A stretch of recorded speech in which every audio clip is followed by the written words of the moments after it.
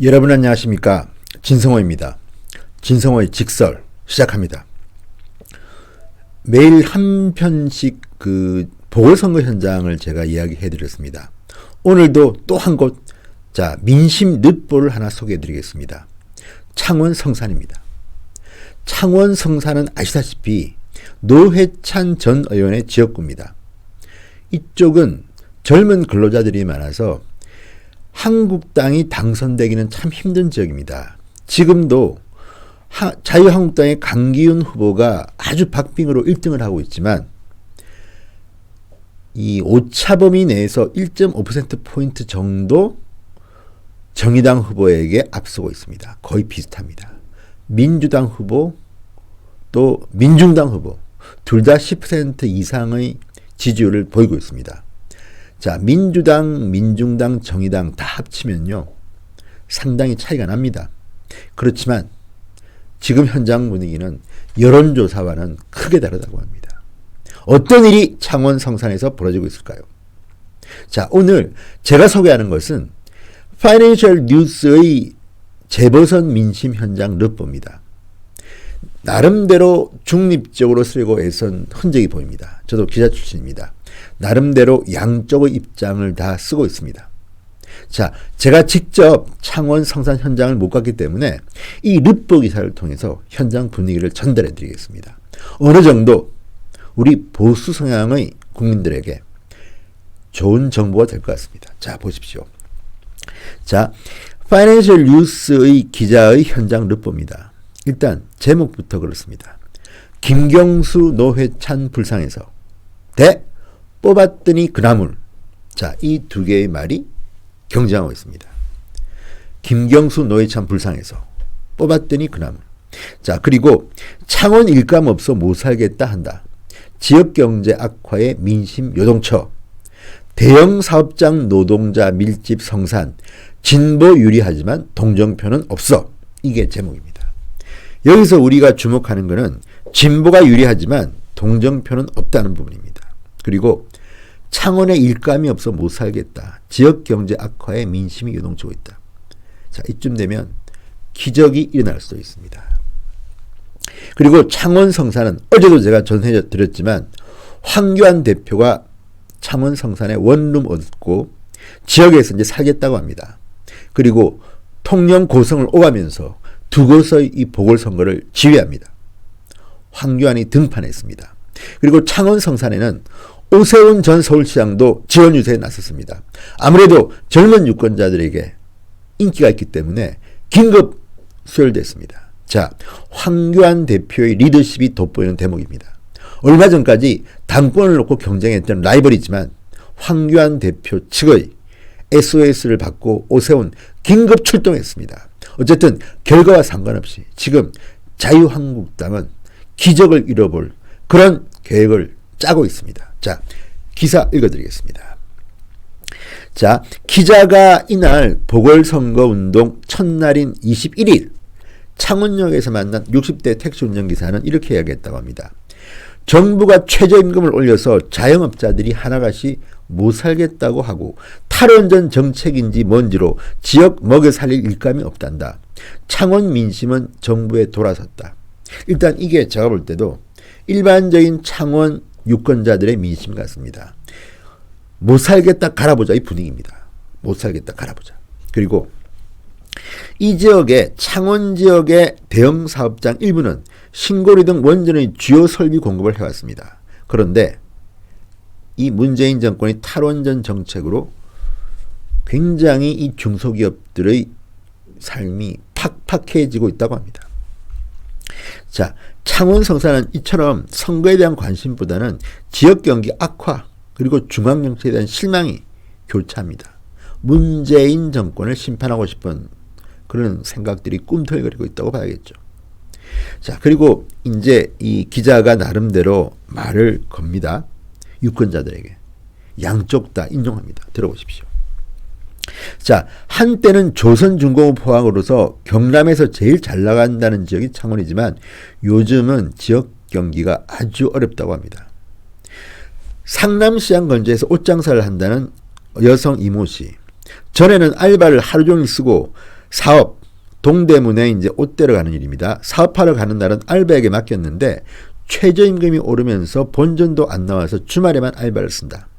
삶이 점점 피폐해지고 있습니다. 자, 창원 경기가 나빠도 너무 나빠. 이번엔 바꿔볼란다는 사람도 있고, 젊은 청을 중심으로는 언제까지 보수냐, 경상도도 이제 많이 변했다.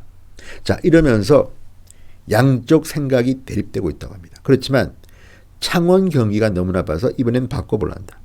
자, 이 지역이 어쨌든 이렇게 조금씩 변하고 있는 겁니다. 자, 이 지역은 민주노총 산하 노동자들이 상당히 많이 산다고 합니다.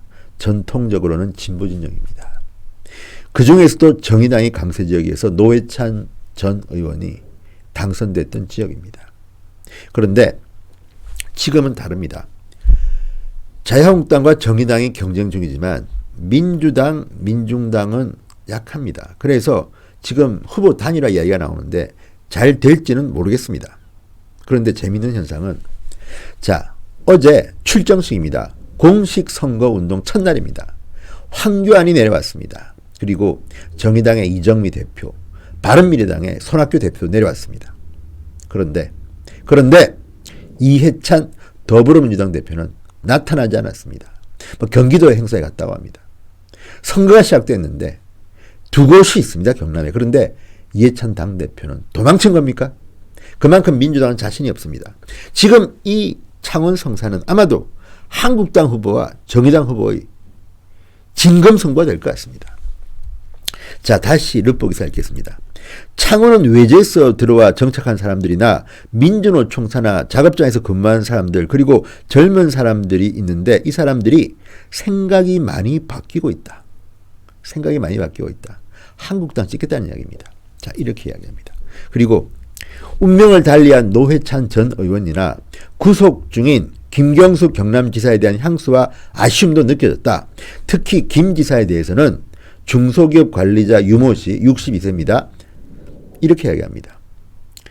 아니땐 굴뚝에 연기 나겠나. 동정론? 우리는 그런 거 없다. 아, 셉니다.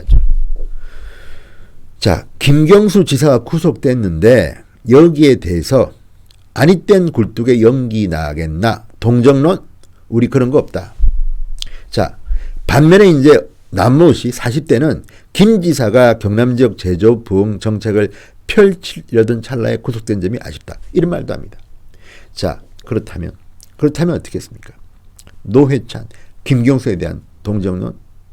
지금은 바뀌고 있습니다. 그런 거 없다. 아니땐 굴뚝에 연기 나겠나. 노회찬 전 의원도 드루킹 사건이 터지고 본인이 뇌물을 받은 사실이 드러나니까 극단적인 선택을 한 겁니다. 물론 노회찬 의원은 인간적으로 훌륭한 분이었다는 평가가 많습니다만 마지막 행위에 대해서 좋게 평가하기는 힘들지 않겠습니까? 아무래도. 어쨌든 결과만 놓고 보면 우리는 고인에 대해서 명복을 빌 수밖에 없고 또 안타까운 연민의 정이 있습니다. 그렇지만 유권자 입장에서 보면 어떻습니까? 국회의원 뽑아줬더니 뇌물을 받은 겁니다. 그래서 본인이 극단적인 선택을 한 겁니다. 여기까지는 국민의 눈높이로 상식적으로 판단해야 되는 겁니다. 자, 그리고 이 범진보의 단일화, 아까도 말씀드렸지만 민주당과 민중당, 정의당 간의 후보 단일화 이슈가 사실은 가장 중요합니다. 20대 총선에서 노회찬 전 의원은 51.50% 득표율로 당선했고 그 전에 19대 총선에서는 강기훈 후보가 49.04를 얻어서 통합진보당 후보 손석형을 5.21%포인트 차이로 누르고 당선되기도 했습니다. 최근에 4번 선거에서 한 번만 한국당, 당시는 새누리당 후보가 당선됐던 지역입니다. 그만큼 어렵습니다. 그렇지만 자, 더불어민주당의 권민호, 바른미래당의 이재환, 정의당의 여영국, 민중당의 손석형, 대한애국당의 진순정, 그리고 무소속 김종서, 정말 7명이나 나왔습니다. 7명이나. 굉장히 많이 나왔습니다. 그런데 대개의 선거는 마지막 순간에 가면요, 될 사람을 밀어주게 되어 있습니다. 찍어도 안 되겠다면 포기합니다. 그래서 이 표심이 이동하게 되는데 그냥 볼 때는 진보진영 후보들이 유리할 것 같지만 알 수가 없습니다.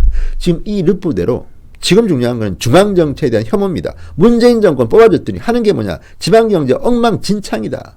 최저임금제, 뭐 조선중공업의 불황, 그리고 무엇보다도 탈원전에 따른 이 창원 지역의 수많은 탈원전 관련 기업들이 지금 고통을 호소하고 있습니다.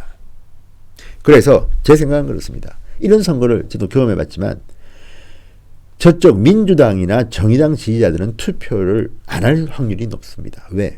그만큼 애절함이 떨어지는 게 지금 이 르포에 나타나고 있습니다. 자, 노회찬이 당선됐던 지역인데 이 정도의 말이 나온다는 거는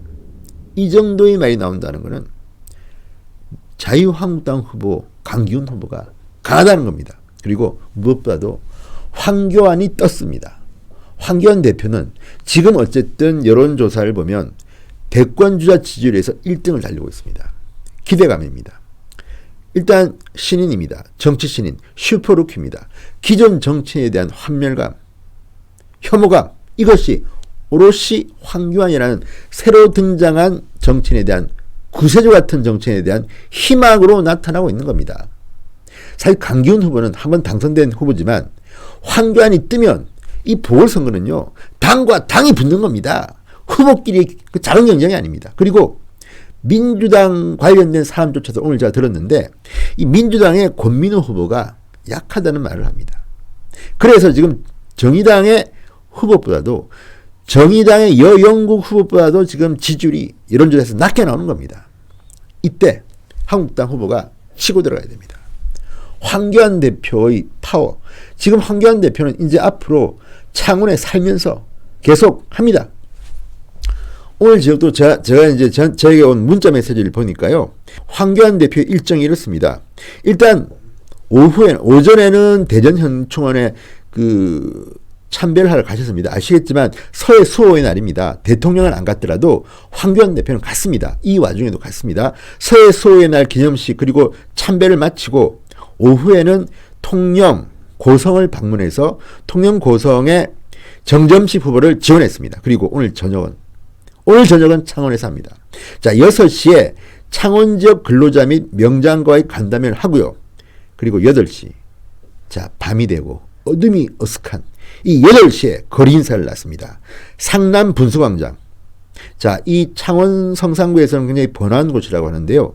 상남 분수광장에서 황교안 대표가 강기훈 후보와 함께 빨간 옷 입고 거리 인사 시민들에게 합니다.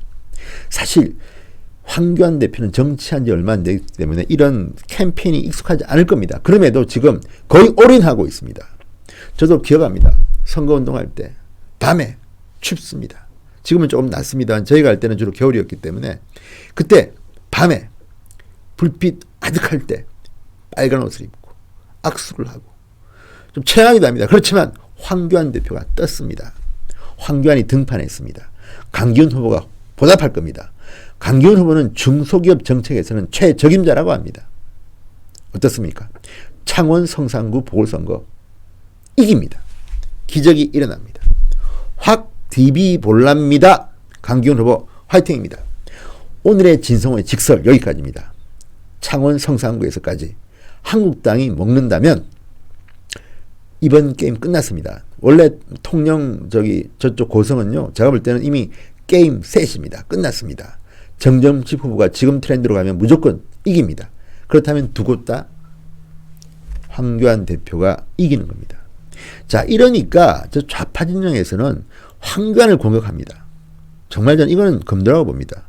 무슨 이 지방선거하고 있는데 황교안의 대권 놀이터로 삼지 마라 뭐 이런 이야기를 하고 있습니다. 처량합니다. 이러지 마십시오. 신사답게 하십시오. 진성호의 직설 오늘 여기서 마칩니다. 시청자 여러분 대단히 감사합니다. 진성호 방송 이제 열흘이 되어갑니다. 아직 열흘 안 됐습니다. 자, 열흘이 되어가는데 구독자 수가 벌써 11만을 넘었습니다. 지금 이 영상을 시청하는 여러분 혹시 구독 버튼 누르지 않았다면 꼭 눌러주십시오. 진성호 방송에 힘이 됩니다. 그리고 댓글 좋아요도 눌러주십시오. 진성호 방송은 후원금은 받지 않습니다.